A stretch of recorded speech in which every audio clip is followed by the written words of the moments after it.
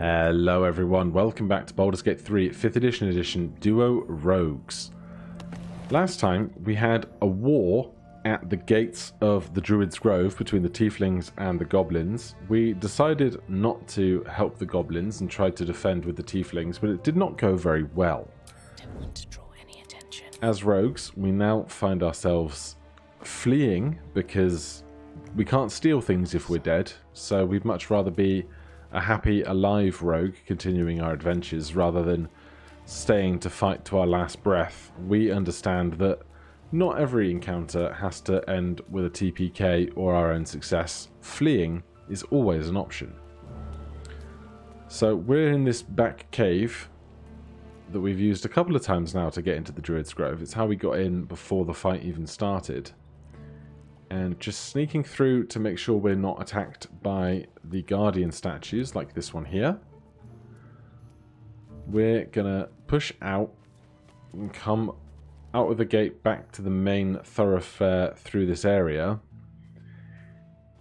And we're gonna stay hidden as we come out of this door, because who knows how much of that war is still happening on the other side of these doors. I think I can hear goblins shouting.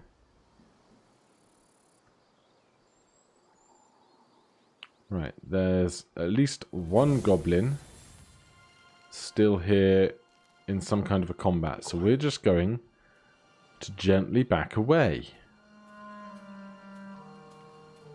Slowly moving out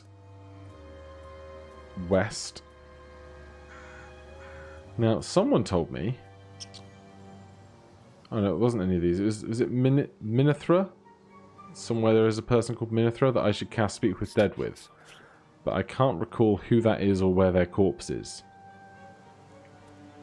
But for right now, I think we're far enough away from the Druid's Grove that we can stop sneaking at every moment.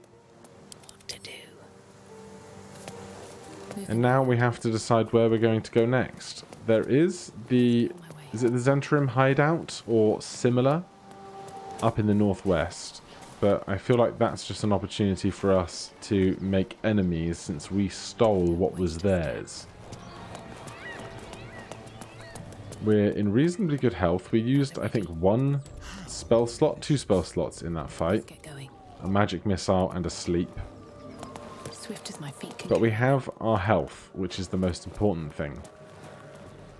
So, we have to make a decision. If we go back now to the Underdark, we probably don't leave the Underdark at that point. We probably just keep pushing onwards. If we would like to see what has happened at the Druid's Grove, the one thing that I would really like is in the stomach of Lump the Enlightened is a crown, a headband of intellect.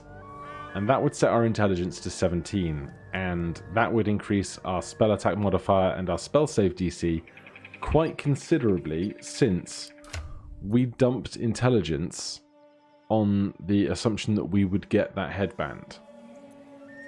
But right now, These boots have seen everything.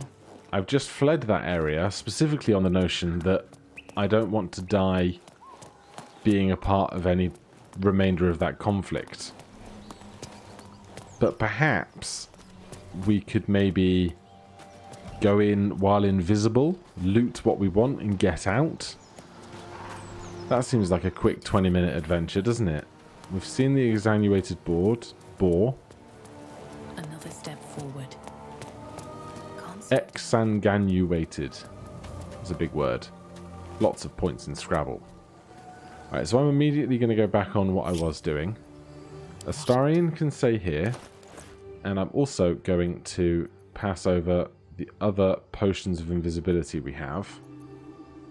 I said pass over the other potions of invisibility we have, just so that Amunian has lots of outs in case everything goes wrong. So we just want to get in, find the corpse of Lump the Enlightened, and get out. Now, someone like Sharp Eye Neem here, we might just be able to snipe so that we can carry on our way. Oh, but the ogre, definitely not. But it seems like the fight might be over, because they're just standing around now.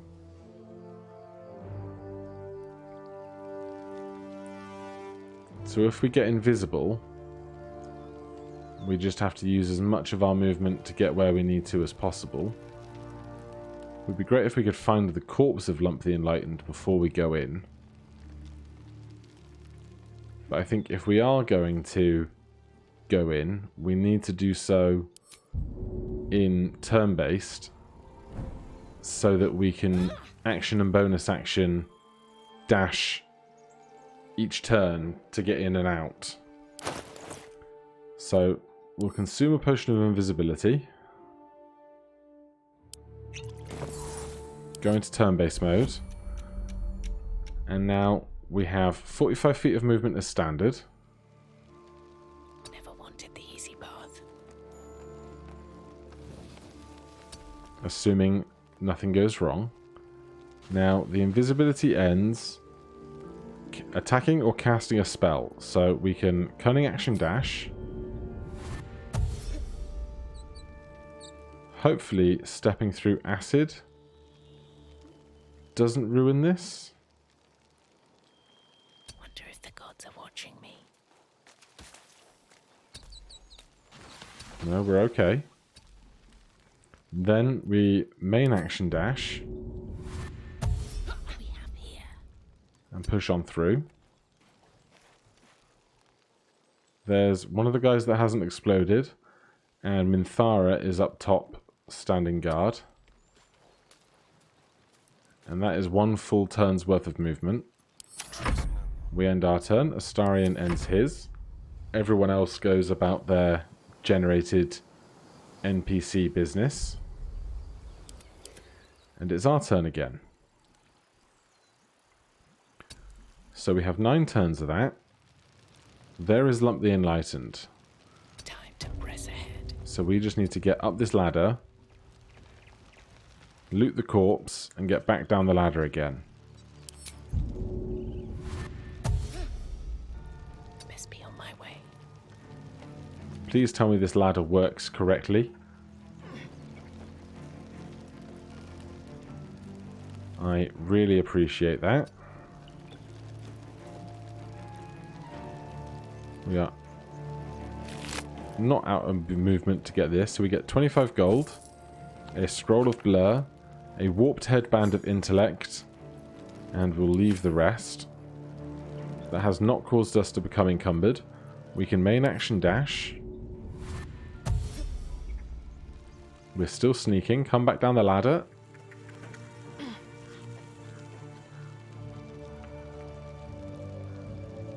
And then we just have to make it... Oh god. We're not invisible anymore. Why aren't we invisible anymore?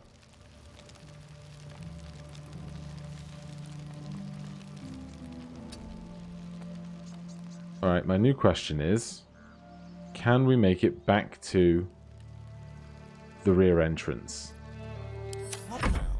in safety? Because we can save a potion of invisibility if we do. If we suddenly get attacked, we can use a potion of invisibility to run away anyway.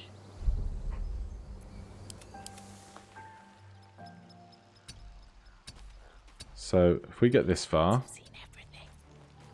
leave turn-based mode, just get running.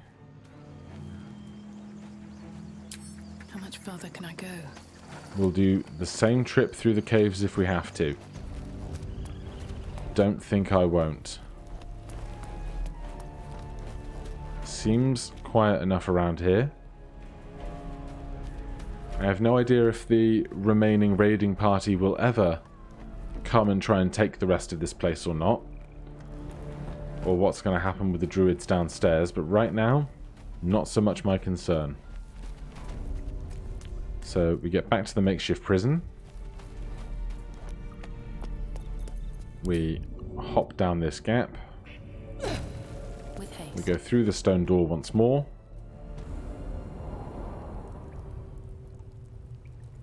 I don't need any attention right now. We sneak again to avoid all of the guardian statues in this space. Trudge through the mud that makes up the rough terrain here. Movement speed is halved as you're going through there, but in non-turn-based stuff it doesn't really matter, it just slows down the animations a bit.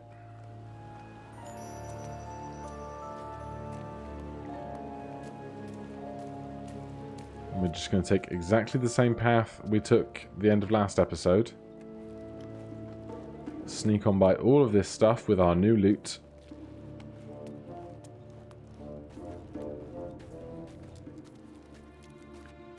And then once we're up this ledge, we should be fine. Don't waste a step.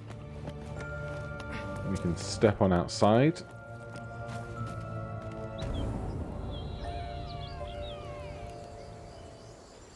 Come along this direction. There's Astarion right where we left him. Next to his previous snack.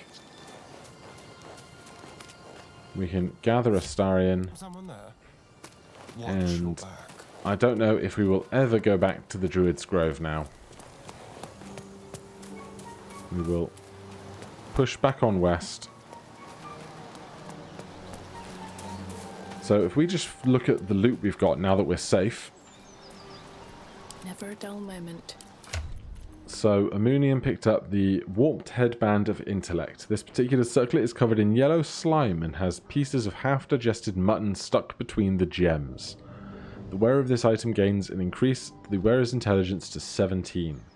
So currently it's 8, which is a -1 modifier on our spell attack rolls and our spell save DC. So spell attack is +1, DC is only 9. If we replace our leather hat with that,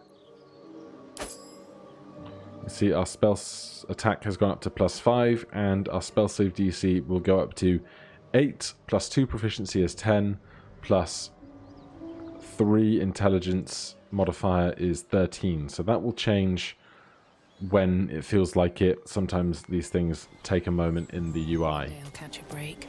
But now when we use things like Tasha's Hideous Laughter, our wisdom save is much higher, so we're more likely to succeed on that.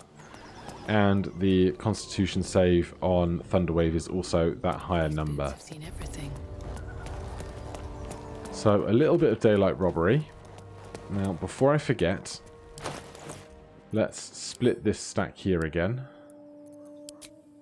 Make sure we each have 1 potion of invisibility for emergencies. Have to keep going. Now the question becomes, over in the goblin camp, are we still able to waltz through at our own convenience? Because if we can't, we're going to have to try and figure out a different way into the Underdark.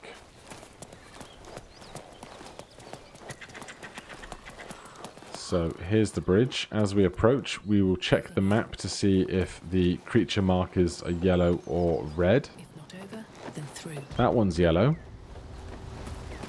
These are all yellow as well. So it seems like these goblins have no coordination with the goblins that are out on the raid. Never wanted the easy path. Which is really good for us, basically. So we can just ignore these folks. I still want to shove him off of here. I'm not going to do it because if we fail or if he makes his save or whatever, it's going to cause us a massive headache. But all of these folks are still just partying, carrying on as they wish. We're going to hop in through this heavy oak door.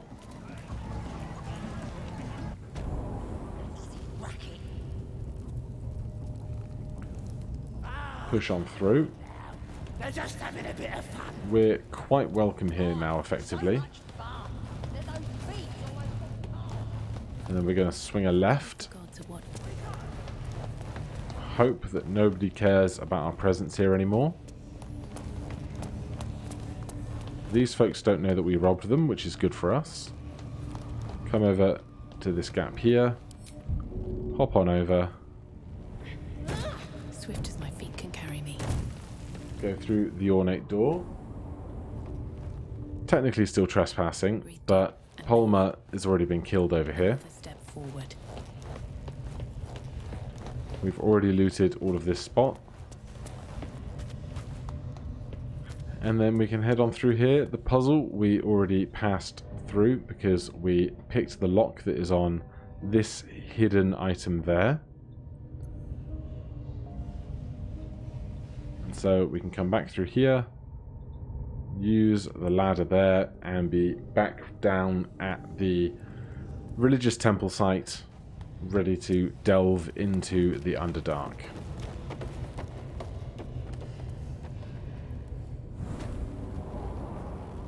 Of course, if you are happy using the fast travel system, you can fast travel here, but I prefer the risk and interest in trying to avoid using the fast travel, just because it can make things far more complicated and interesting every once in a while. So we're back here at the Selenite outpost. This thing is still using its energies to defend the gates, which is something we're going to have to worry about later. But for now, after the marathon of last session and the war at the gates, I'm going to cut this one short. Join me next time, though, as we begin our journey down into the Underdark. Thank you once again ever so much for watching. If you're enjoying the series, please do consider subscribing or hitting that like button. If you have any questions or comments, you can put them down below. Otherwise, I'll see you in the next one. Cheers.